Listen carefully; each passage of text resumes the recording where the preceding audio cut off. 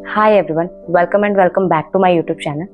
सो मेरा study routine जो रह रहा है आजकल वो 10 से 8 का रह रहा है, क्योंकि मैंने नई लाइब्रेरी ज्वाइन की है और यहाँ मेरे टाइमिंग 10 से 8 का रहता है।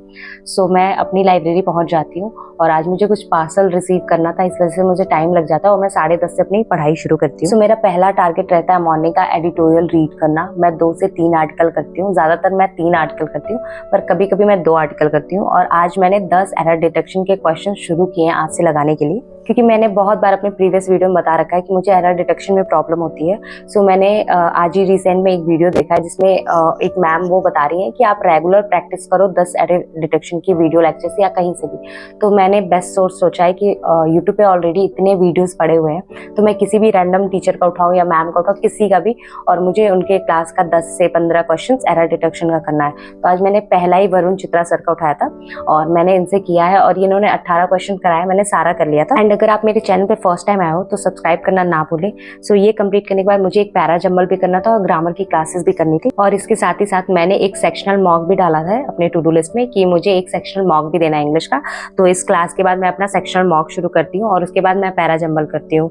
एंड पैरा जंबल मुझे क्लास या फिर पीडीएफ से करना था, बट मैं मॉक जो दे रही हूँ सेक्शनल, उसी में पैरा जंबल था जो मैंने नहीं बनाया था ड्यूरिंग द टेस्ट। तो मैं उसके बाद जब सबमिट कर लेती हूँ फिर मैं उसको बनाती हूँ और उसको मैं 2-3 अटेम्प्ट डालती हूँ, फिर भी मुझे लास्ट का एक जो पेयर बनता है वो मैं गलत बना देती हूँ, जिसकी वजह से जो 6 पेयर रहते हैं उसमें मेरे 2 पेयर गलत हो जाते हैं। मतलब EF रहता है और मैं FE लगा देती हूँ। एंड आज के मॉक देते टाइम मैंने अपनी एक्यूरेसी पे ध्यान दिया, ना कि अटेम्प्ट पे।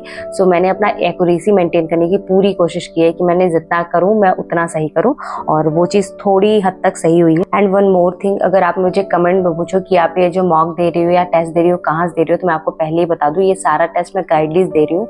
मैंने गाइडली बंडल PDF ले रखा है और वहाँ से मैं सेक्शनल टेस्ट देती हूँ। आप उसका PDF से भी कर सकते हो, मैं इसको मॉक फॉर्म में ही देती हूँ कि ऐसे रहता है टाइमर के साथ मैं क्वेश्चंस कर पाऊँ। सो आपको अगर ये मॉक परचेस करना हो तो मैं लिंक डिस्क्रिप्शन में डाल दे रही हूँ, आप चेकआउट कर लेना।